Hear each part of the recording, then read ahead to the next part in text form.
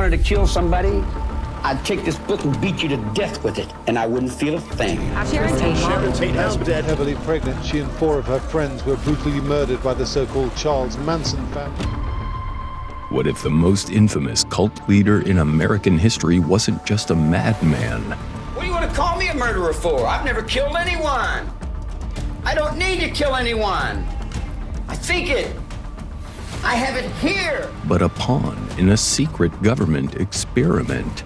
Charles Manson, the manipulative mastermind behind a series of gruesome murders, may have been entangled in a sinister web far beyond what the public was told.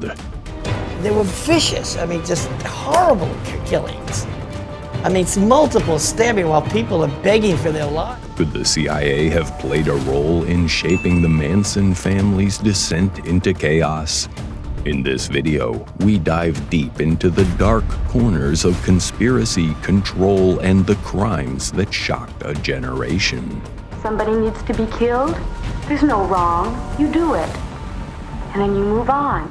Stay with us till the end, because what you think you know about Manson might be the biggest lie of all. Sometimes I feel I'm scared to live. Living is what scares me. Dying is easy.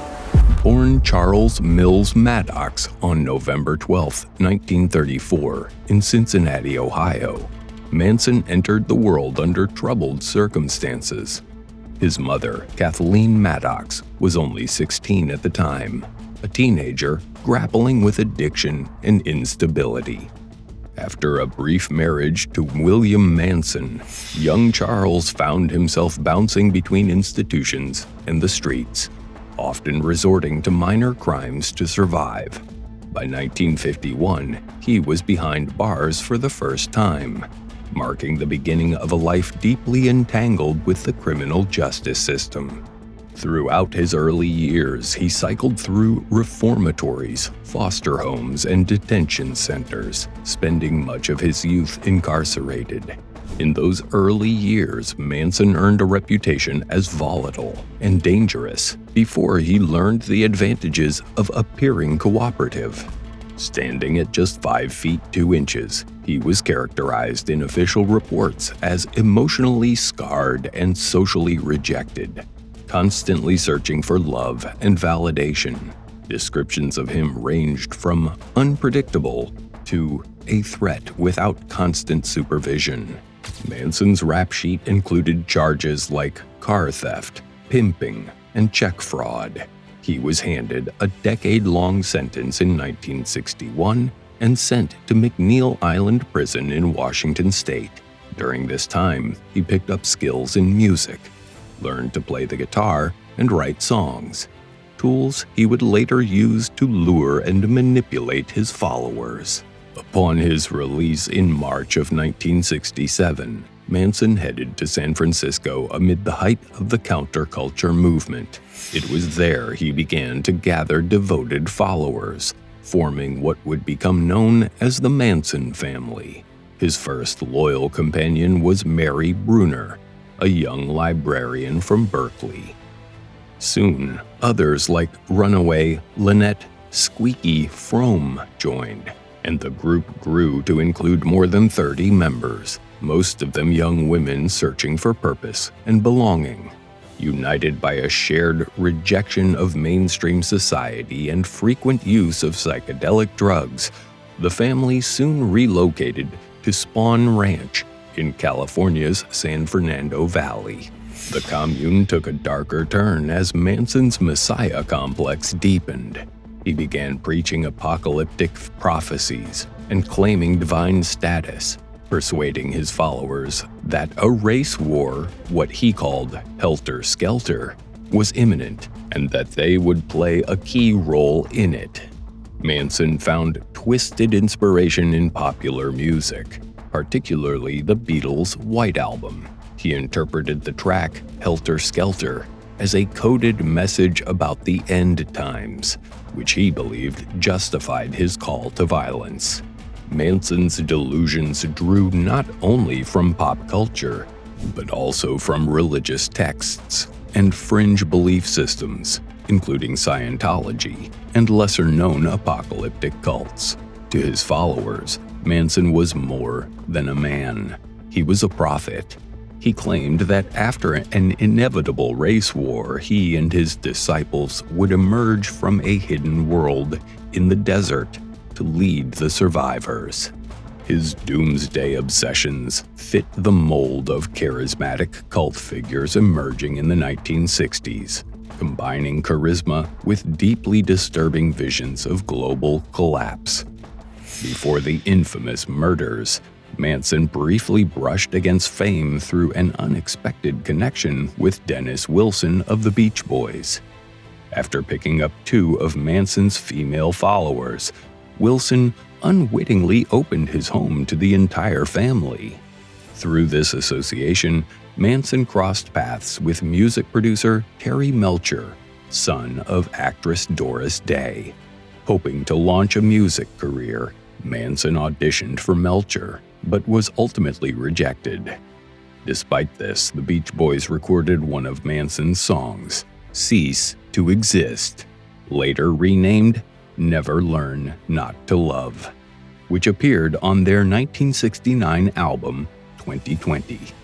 Manson was enraged by the changes made to the song and the lack of credit, which added to his growing resentment toward the music industry. Though Manson never personally wielded a weapon, his words set horrific events into motion. On August 9, 1969, he sent 4 followers to a house in Benedict Canyon, once home to Terry Melcher, and at the time, rented by director Roman Polanski. Polanski was overseas filming, but his pregnant wife, actress Sharon Tate, and several friends were brutally murdered.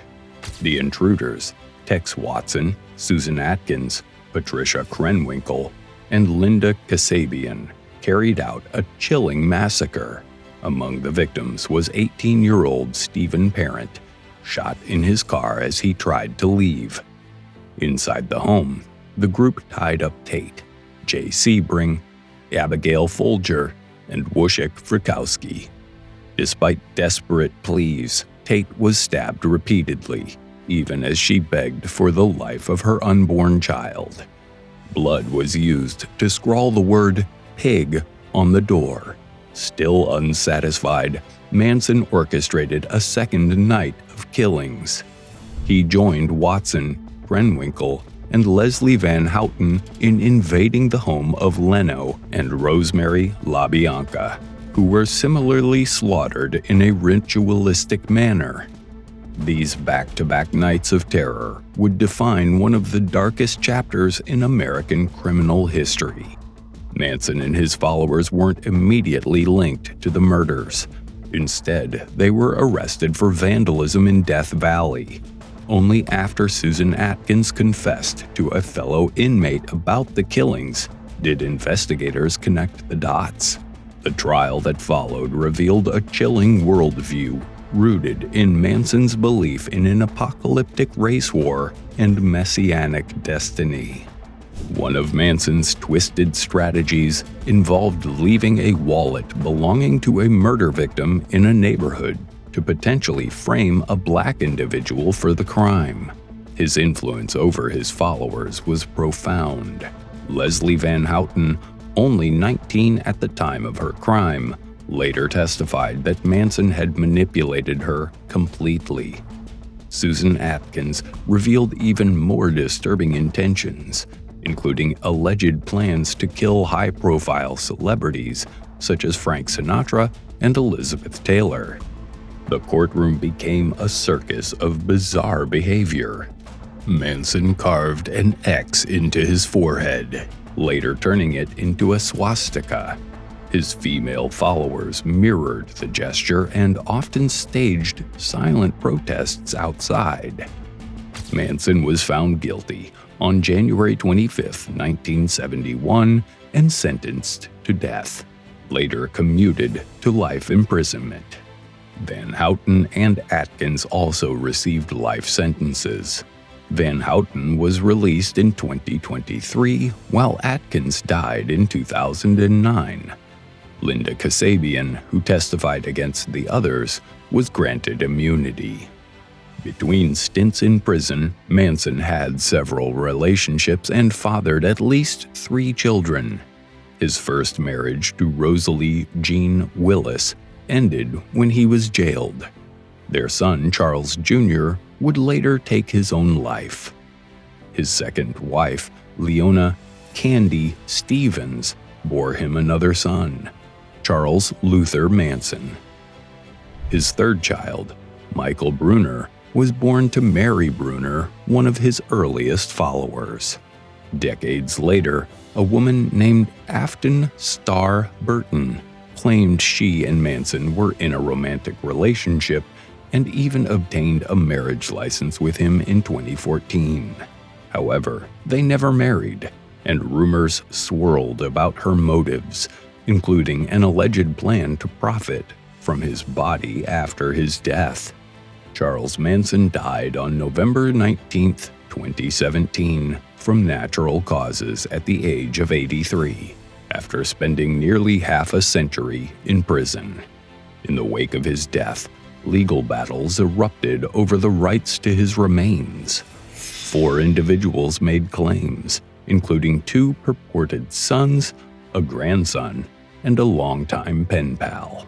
Ultimately, the court ruled in favor of Jason Freeman, Manson's grandson, who chose to have the body cremated and the ashes scattered privately. Charles Manson remains one of the most chilling figures in American history, a symbol of how charisma, manipulation, and delusion can ignite unimaginable violence. His legacy is a haunting reminder of the darker currents beneath the surface of the 1960s counterculture, exposing vulnerabilities that allowed a small group to spiral into chaos under his influence. Even decades after his death, Manson's story continues to provoke fascination, fear, and countless questions about the nature of power, control, and evil. In peeling back the layers of myth and conspiracy, we are left with a sobering reflection. Sometimes, the most terrifying monsters are not those who act alone, but those who convince others to follow.